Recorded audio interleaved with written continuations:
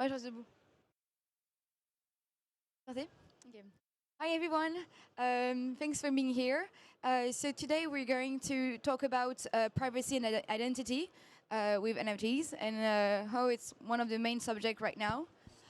So I'm let me introducing our guests. So we have Christina from Avi and Lens, new social media. We have Fred from Arianee, that as we said, one of our main sponsor, and we have Paul from Converse, who is making the WhatsApp of Web3. So my first question would be, how do NFT allows us to regain control of our data, and or is it leading to the foundation of a new social network architecture? I think maybe I'll start. So Lens Protocol is an open social graph that we're building on the Polygon network. And at its core, what it is you can own your connections with people and you can own your content. But the idea is that that's all powered via NFTs in the back. So everything lives in your wallet. And so the idea that you can have direct interactions with people, and I think NFTs initially have opened this up for us, but being able to connect wallets as well as post directly to people that you're connected with natively is going to be a very powerful unlock for how we can engage online. Yeah, we are a sponsor, but we are a big supporter, Yes. and thank you very much for what you are doing for the ecosystem and for Paris, by the way, because I think it's just outstanding the quality of the event, and thanks for attending. Just one question before I start answering the question: who has a Lens profile? Who is? I love it. Yeah, Oh, cool. great. So I think to get to your point. I see two kind of data that we have online. The first one is your social graph, so who we are connected with.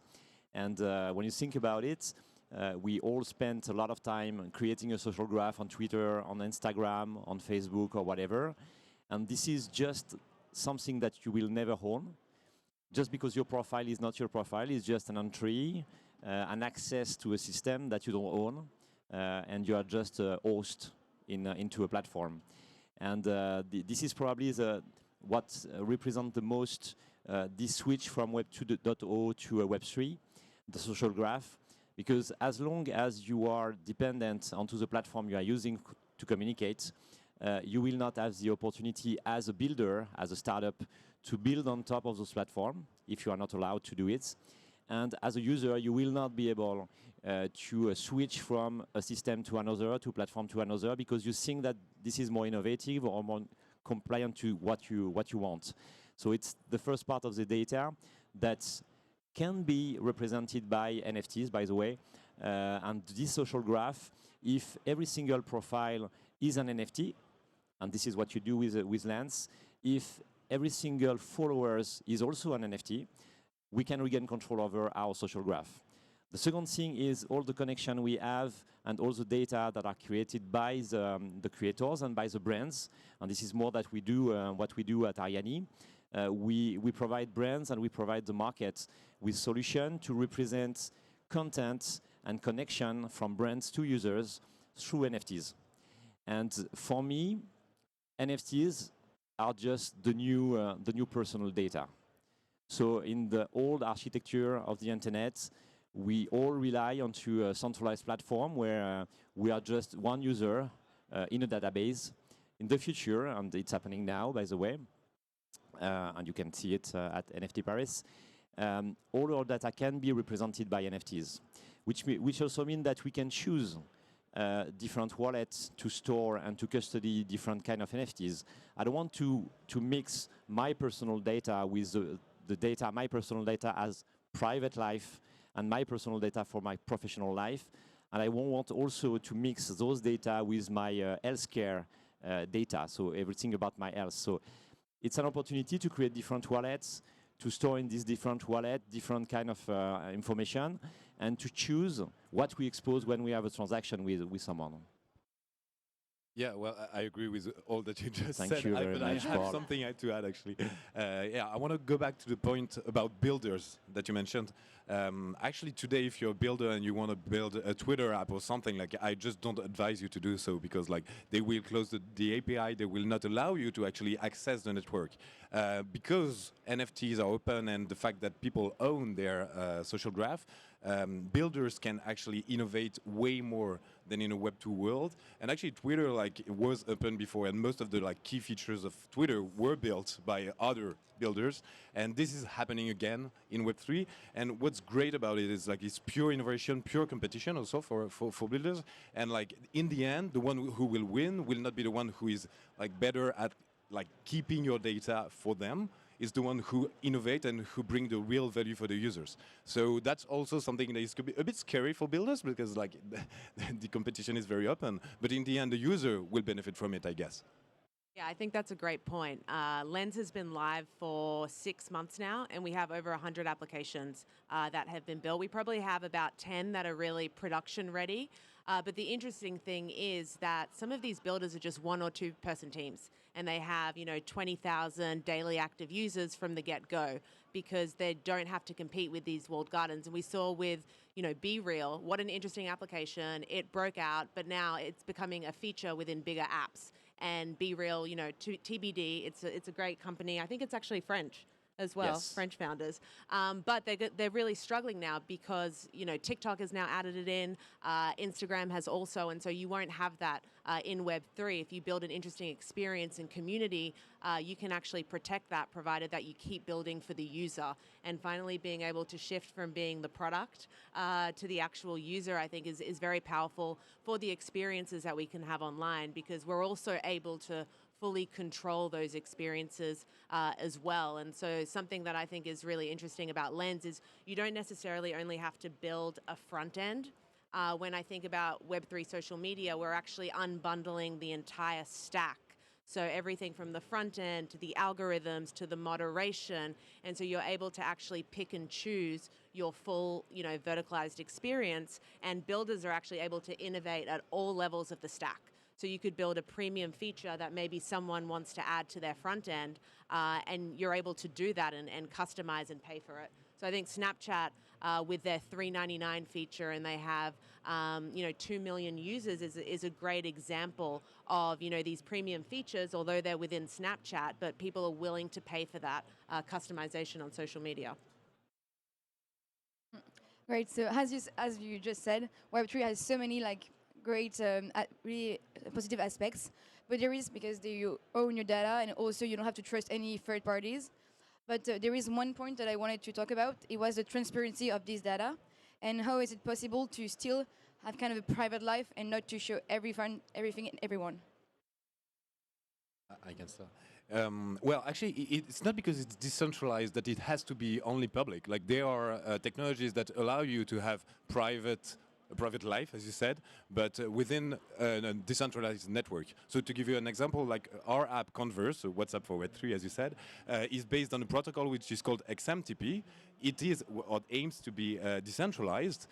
So you own your conversations, you own your profile, you own your identity. All of this remains, but the conversations themselves are encrypted with your key, and they are private. So it doesn't have to be public. That's what I was going to say. I think that people believe that Web3 is only public because the blockchains are public and the first use case is public. And that's how you trust people and trust the value that people have.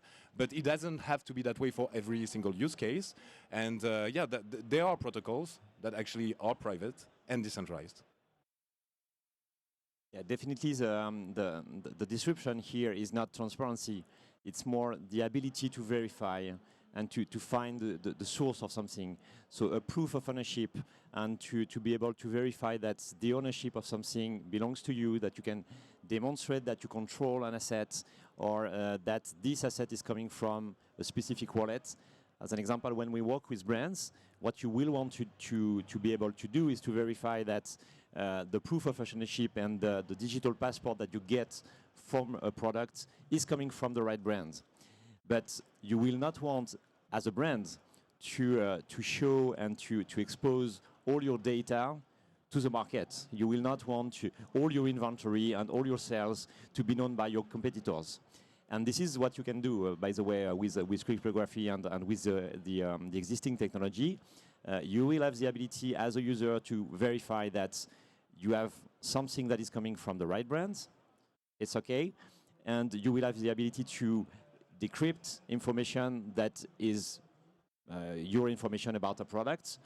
But someone who doesn't own the product will not have the ability to check and to get the information that is restricted to you. I think the main thing that I'd add here is that this area is still emerging in Web3. And so the idea that your profile is an NFT, and that might sound scary because that means it's public. It doesn't mean that everything you attach to your profile has to be public. So the area of verifiable credentials, not necessarily putting this data on chain, but having it read on chain through your profile. So, if I attended, I went to the University of Queensland in Australia, maybe I don't want to make that public and I can have a verifiable credential, but when it's read in Web3, it will be able to take that data, maintain its privacy, but still provide me with what I need from a user experience. So I think verifiable credentials is going to be very interesting in attaching different identity layers to your Lens profile while keeping them off-chain as well as private. Okay, very clear. I had another question about the difficulties that the project can have. For instance, like Vitalik is always saying that there is like three main focus on the decentralization in the project, in the decentralized projects, such as scalability, security, and and decentralization, of course. And so I was wondering, what is the kind of difficulties that the private or identity project on the NFTs has? Is it the same or they're different? What is the main issues that you can like encounter every day? Yeah, I think right now it's because this space is still emerging. You want to be able to validate the profile and who you're engaging with while maintaining privacy. And I think we've learned from 10 years of social media that we don't want everything public, right? We want to have our private lives. And I do think that where the space is at the moment, it's being able to provide that data in a safe way. And the technology just isn't yet there yet, but it's starting to develop very quickly. So with ZK proofs and, as I said, verifiable credentials, because at the end of the day, if you're a brand, for example, you want to make sure you're not engaging with a bot, right? So an identity layer is important, but maybe that user wants to remain anonymous, which is fine, but there's no way of really being able to distinguish that at the moment other than wallet history, which again isn't really enough. Okay, good. Yeah, I think one of the main challenge we have today is just making sure that you can put in the hand of end users this technology and make sure that people learn how to use it. And it will take some time, of course. Our play at Arianee is to use the brands we work with because they already have the trust from their customers, essentially for luxury and fashion brands. They know how to influence the people to use new technologies. But this is really the bottleneck. When you think about it, today, you use a lot of logging password. It's a mess to manage all that. And there are a ton of problem of phishing and security behind, but we totally forget that it's a problem. So it's just the way it is, and we accepted it. When you switch to a Web3 environment, it's another story. So you need to control wallet, you need to just learn how to use new assets, new way of connecting with third parties, and this is all this. Actually, it's a learning, and it's very human challenge to create the right experience, to create services with a new value proposition, to make sure that people will want to learn how to use it. And for me, it's not a technical challenge. It's really a creativity challenge, and it's up to us actually as a builder to create the right experience, and as brands to empower this technology to make sure that they will create the right movement for people to use it. Okay, super interesting. And as you just said, like you're talking and working with brands, or what are they like their question? Are they do they want like to use like the Web3 social media, and how is it positive to them, and how can they interact more with you and you, of course, as the social media?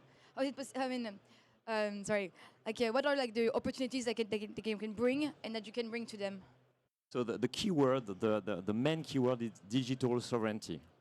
It's all about that. So today, the world market, as a user, as a brand, we are all dependent on two platforms, and those platforms decide the business model and the values they capture of the market. And we reach a point where it's not possible anymore. So as a merchant, as a brand, a large part of the value is captured by the big tech. Even a lot of brands now don't have the margin to continue to pay for just attracting users through these platforms. And as a user, we know that our data is at risk when we use those platforms. So it's all about digital sovereignty. The key word is this one. For me, this is the value proposition number one. Now, it's something that is quite technical, and it's a long-term view on what this market can and this technology can bring to the market. And for the short term, it's all about regaining control over the relation between a brand and between users.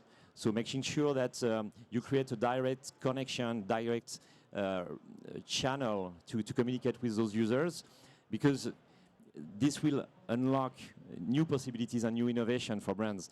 So far, when you use Instagram or you use Facebook, you are constrained to certain formats, and you need to comply with rules that are the rules of the platform, and you cannot decide anything. So I think it's all about innovation in terms of digital experience. Okay, great. But thank you so much. Thank you for listening, and I'm letting the next project coming. And if you don't have a Lens profile, come find me and I'll whitelist you.